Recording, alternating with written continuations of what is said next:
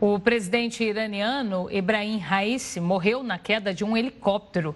Ele era considerado a segunda pessoa mais importante do Irã, atrás apenas do Ayatollah Ali Khamenei, líder supremo do país e de quem o atual presidente era um protegido e um possível sucessor. Essas são as últimas imagens de Ebrahim Raisi ainda vivo. Ele voltava de uma viagem ao extremo oeste do país quando o helicóptero caiu. Em princípio, pelas más condições climáticas. Havia muita neblina na hora da queda. A aeronave caiu em uma área montanhosa a aproximadamente 524 quilômetros da capital Teherã e ainda tentou fazer um pouso forçado. Um registro feito por drone mostra o local com os destroços do helicóptero. Nessa manhã, depois de horas de buscas, equipes recuperaram os corpos das 9 pessoas a bordo. Além do presidente, uma segunda autoridade do governo iraniano morreu na queda. O ministro das Relações Exteriores, Hossein Amir Abdollahian. A morte de Ebrahim Raisi aconteceu num momento tenso no Oriente Médio. O helicóptero caiu semanas depois de o Irã lançar um ataque com drones e mísseis contra Israel. Raisi era a segunda pessoa mais poderosa na estrutura política da República Islâmica do Irã, abaixo apenas do líder supremo, Ayatollah Ali Khamenei. Aos 63 anos, Ebrahim Raisi era líder religioso xiita, considerado da ala mais linha dura do Irã. Ele apoiava o programa nuclear do país e a influência do Irã sobre grupos terroristas, como o Hamas.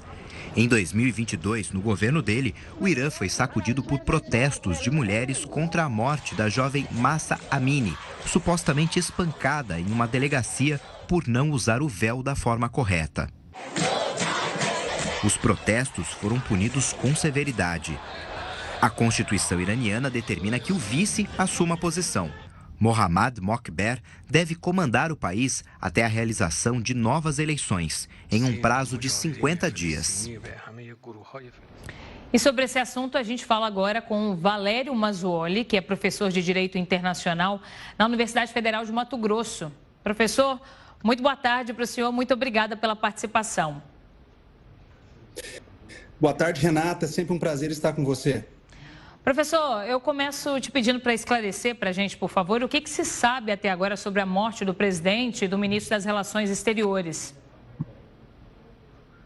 Bom, parece que realmente, ao que tudo indica, parece que foi realmente um acidente, né?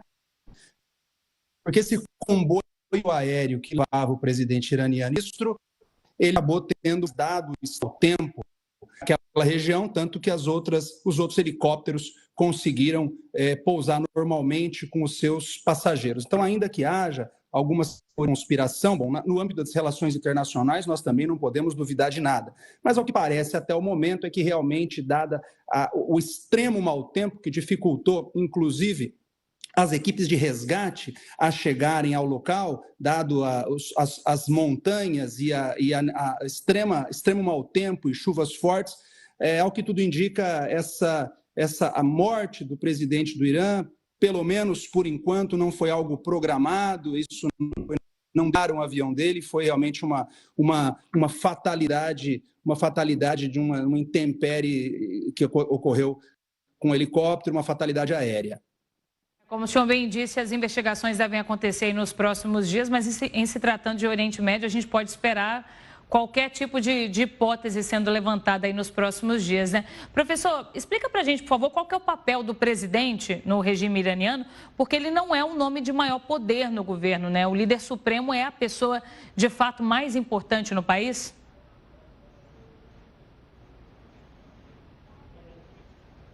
A gente perdeu a conexão com o professor, nós vamos restabelecer, o contato com ele e a gente volta em breve a falar sobre esse assunto.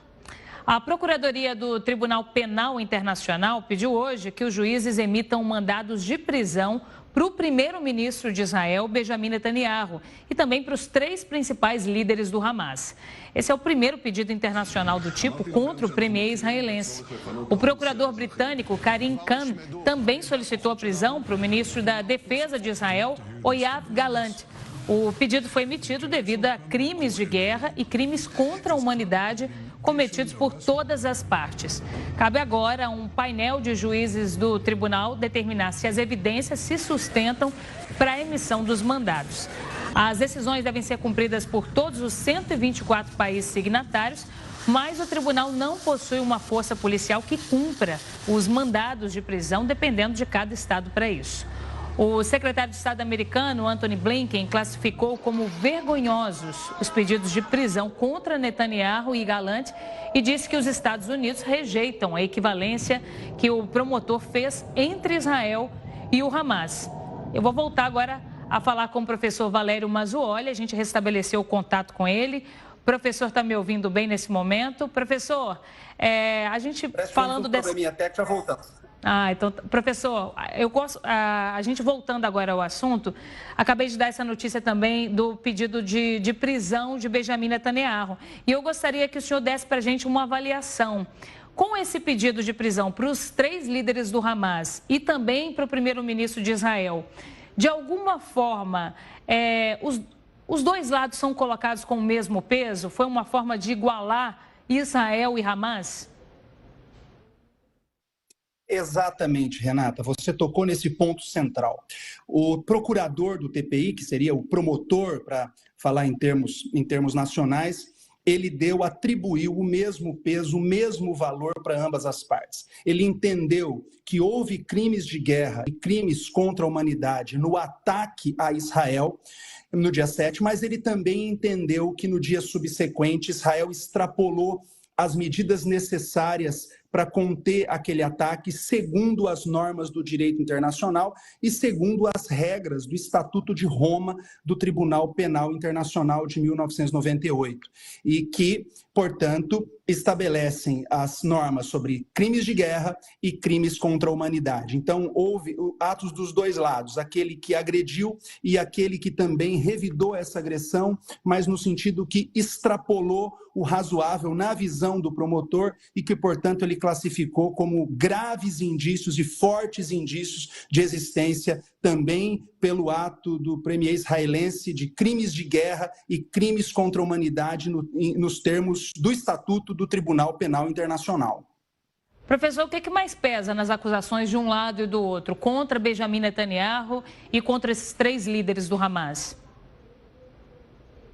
Bom, o procurador ele acabou de dar uma entrevista agora junto com a equipe de advogados que o assessoram e ele quis deixar isso bem claro, que os 2 lados estão sendo tratados com a mesma parcimônia pelo tribunal e sob a mesma métrica, sob a mesma régua. Até também para que um lado não diga que o outro está sendo beneficiado. Agora, o que mais pesa aí foi exatamente no que tange a Israel, segundo o promotor, o impedimento de ajuda humanitária, os ataques à população civil em geral, crianças, idosos, mulheres, pessoas postas fora de combate, população civil em geral. Isso viola as normas do direito internacional, caso sejam comprovados todos esses atos, e o impedimento de acesso aos recursos básicos do território palestino, especialmente na faixa de Gaza. É evidentemente que isso é a acusação, isso não é a condenação. Isso que eu estou dizendo é o que disse o promotor, tanto na sua peça como na entrevista que deu à imprensa agora há pouco. E vai caber agora ter a dilação probatória dentro do âmbito do tribunal e que, ao final, isso vai levar um certo tempo, os juízes vão se reunir em Haia e vão julgar esse caso para ver efetivamente quem é culpado e quem é inocente. Foi deflagrado agora um processo internacional perante o tribunal e que esse processo vai seguir o seu trâmite até o seu julgamento final. Para a gente entender o que muda de forma prática para Benjamin Netanyahu com esse pedido de prisão. Assim como Vladimir Putin, ele pode ter circulação por outros países limitada com risco de ser preso? E um outro ponto, com o apoio de países como a Alemanha, a Israel, a decisão da Corte de Haia pode ser desafiada de alguma forma? Bem, o Tribunal Penal Internacional não foi feito para ser desafiado de forma alguma. Mas nós sabemos que, na prática, verdade seja dita, é muito difícil. Agora nós realmente vamos testar o funcionamento da Corte Penal Internacional, porque enquanto era para líderes de países pobres africanos, isso é uma coisa. Agora, para grandes potências, isso acaba mudando de figura. Pelo menos teoricamente, em termos estritamente jurídicos, o que acontece é que todos os estados, os países membros do Tribunal Penal Internacional, com esse mandado, com essa ordem de prisão, devem cumprir a entrega dessa pessoa para o tribunal, caso a pessoa esteja no território de um desses estados.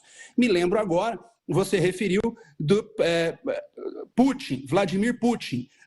O governo brasileiro suscitou há poucas semanas, há poucos dias, de que o presidente russo poderia vir ao Brasil e poderia participar de encontros no Brasil. Não, não poderia. Na verdade, tem uma ordem do próprio Supremo Tribunal Federal, de que isso foi para o senhor Omar al-Bashir, presidentão, que também se encontra com ordem de prisão do Tribunal Penal Internacional, mas serve para todos aqueles acusados, de que se essa pessoa estiver no Brasil, como o Brasil é parte, ratificou, aceitou as regras do jogo internacional, e inclusive, Renato, isso está na Constituição brasileira, tá?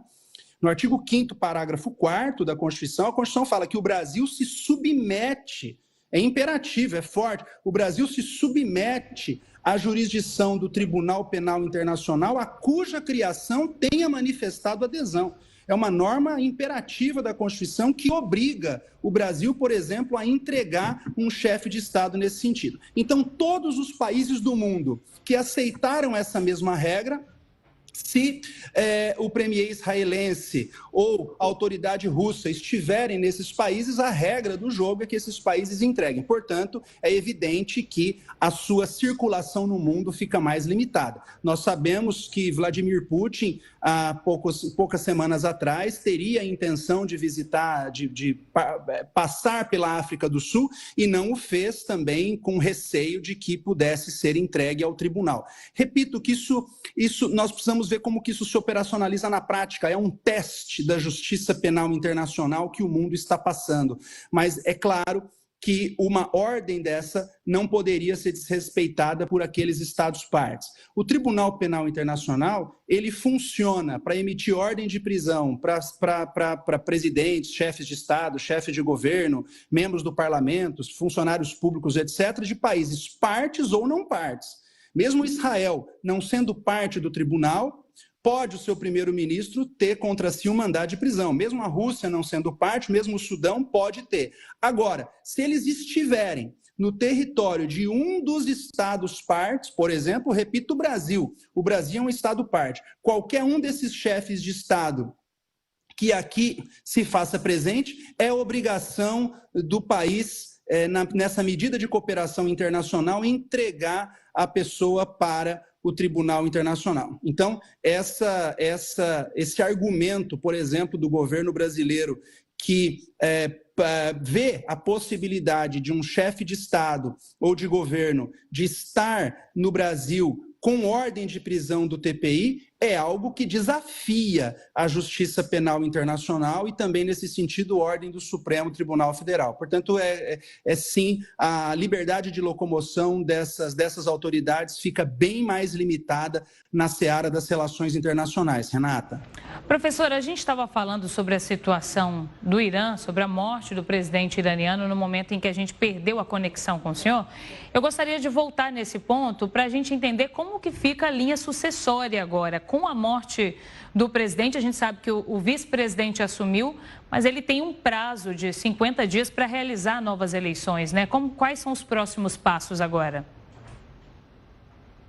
Exatamente. Esse é o famoso artigo 131, 131 da Constituição do Irã. Bom, o presidente da República, ele é a segunda autoridade, no caso da República, da teocracia iraniana.